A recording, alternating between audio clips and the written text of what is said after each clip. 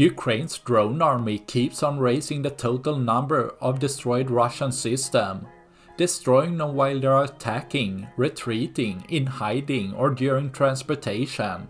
While Ukraine's drone army targets mainly ground objects, destroying Russian armored vehicles or tanks, they are not limited to this, and with an increase of drone usage on both sides, interaction between drones becomes more common.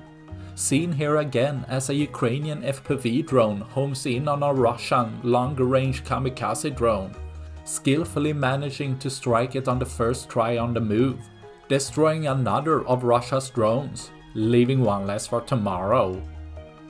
That's all I had for this video. Please like and subscribe for more. Thanks for watching. Bye.